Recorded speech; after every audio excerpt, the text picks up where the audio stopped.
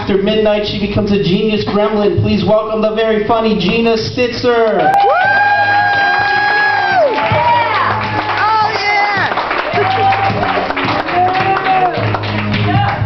Keep it going for Josh Landis, folks.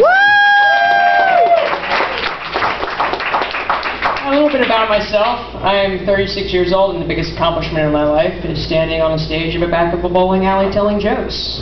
Yet my parents are proud of me. I can't quite figure that one out. I guess their expectations were kind of low. I mean, I'm not drunk lying naked in a street, so I guess that's a plus. It is true, I did get the nickname the Genius Gremlin. Anybody see Gremlins 2? Yeah, okay. One person. That's great. But you know the gremlin who drinks that elixir and becomes like super smart? Yeah. Observe. Did you know that pineapple is a natural painkiller? Well, now we know why SpongeBob's so happy. He apparently lives in Vicodin. So I know we do have a few birthdays that have been celebrated or are going to be celebrated. I had a birthday a few months ago. The one thing I've noticed about birthdays, anybody ever been to a 1-year-old's birthday party? Woo! Yeah. They strip the kid practically naked down to their diaper, put this little tiny cake in front of them, and just let them smash their face into it and cover themselves in cake. And I'm just wondering, why do we stop there? I think every birthday we should be stripped naked and fed cake. Absolutely. So I am originally from Berks County. And one thing I realized about growing up in Berks County is you lead a very sheltered life. But I didn't realize how sheltered until I took a trip to New York City. And I'm walking around a Hasidic Jewish neighborhood, and I saw a Hasidic Jewish gentleman. First thought that comes to my mind, subsequently out of my mouth, is, holy shit, there's Amish in New York? My girlfriend at the time was Jewish. That did not go over well. Let me tell you, I'm 100% German. So for us, pork is a food group. Dating a Jewish girl wasn't happening. We had to have separate plates, separate pots and pans, separate refrigerator and freezer. My food couldn't even touch hers. But the day she decided to stop showering because of the Holocaust connotations is the day I decided we needed separate houses. Anybody do any online dating here? Yeah. What site did you use? Plenty of fish. Yes. I met my girlfriend on plentyoffish.com. We've been together 5 years now. Right, it's a wonderful site. If anybody is not familiar with it, it's a totally free dating site. You don't have to pay a dime to get on this thing. There's like no effort put into it whatsoever. So every time she starts bitching about my little quirks and I don't take out the trash, or do the dishes, or whatever the hell it may be that day, and I'm like, you know, you got what you paid for.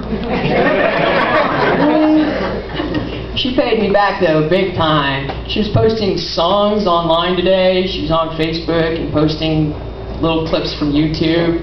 And she posted the song Black Leather. And she said, my one true love, black leather.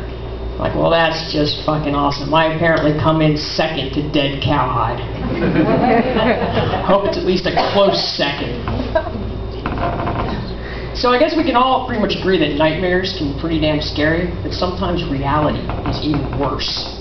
I had a friend call me up bitching about her ex-mother-in-law, and she had a dream about her ex-mother-in-law. And she said, you know what, after 5 years, that bitch still haunts my nightmares. I'm like, yeah? Well, mine lives on my couch. She haunts my reality. 5 years, this woman lives on my couch. Swear to God, there's like a permanent divot where she sits. We may have like 500 channels on the TV. She thinks we have one, SoapNet. I did not know this, but apparently if you miss an episode of Days of Our Lives, the world just stops turning and you can never catch up, ever. Don't ever try to take the remote away from her because she will try to hit you. She actually flew out of a chair with a closed fist and tried to hit me. And I'm like, really? If you actually make contact, osteoporosis is probably set in and you will shatter every bone in your body. And I will laugh. Absolutely. I did have a dream the other night that I was carjacked by a black guy. And I woke up worried that this somehow made me a racist. But then I remembered, I have a black dog and a color TV, I'm fine. I have a very diverse group of friends, and it paid off. I locked my keys in my truck. 5 guys standing around my truck trying to get it unlocked. The one guy who did it was my Puerto Rican friend. It was great. It took him 10 minutes, and in that 10 minutes time, not only did he unlock my truck, but I had new rims and a pair of fuzzy dice. It was awesome.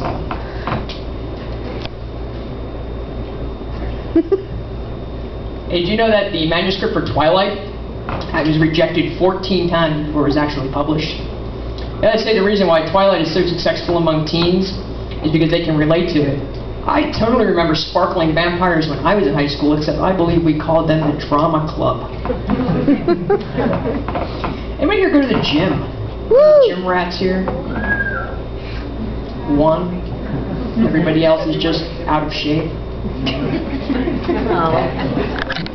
I go to the gym. I go to this gym called Retro Fitness. And they have a big movie screen back where they have their cardio equipment. And they tricked me into doing 2 hours of cardio one day because they played Pulp Fiction. Awesome.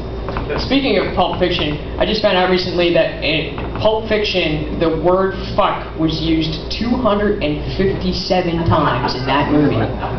That's a fucking awesome film. Unreal. Does anybody have any dogs here? Yay! Yay! We got crowd participation, finally! Awesome. What kind of dog you got? Shih Tzu. I said a dog, not a cat masquerading as a dog. Now that's a real.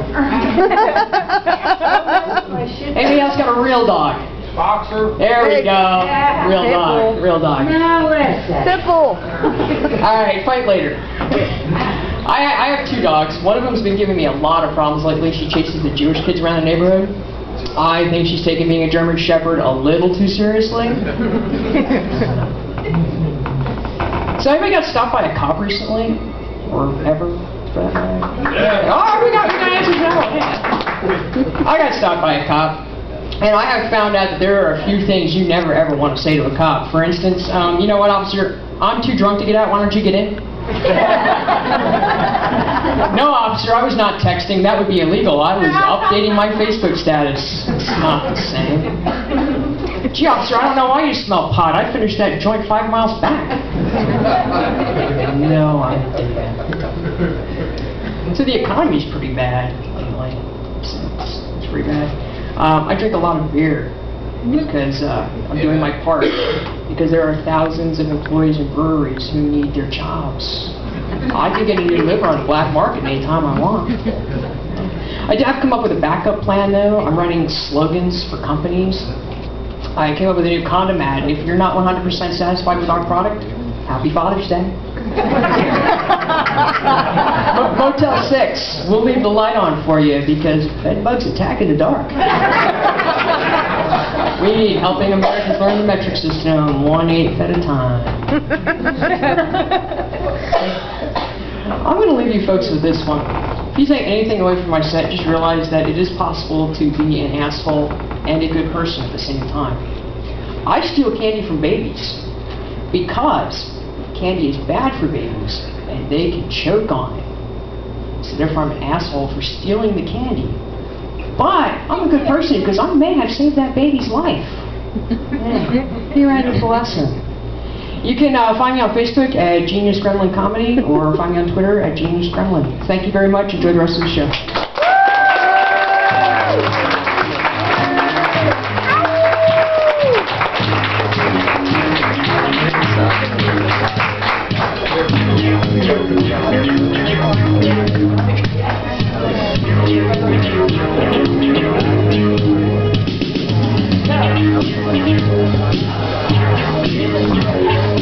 Keep it going one more time for Gina, Stitzer. All right, we're going to keep the show rolling right along. Are you guys ready for your next comic? Come on, put your hands together for your next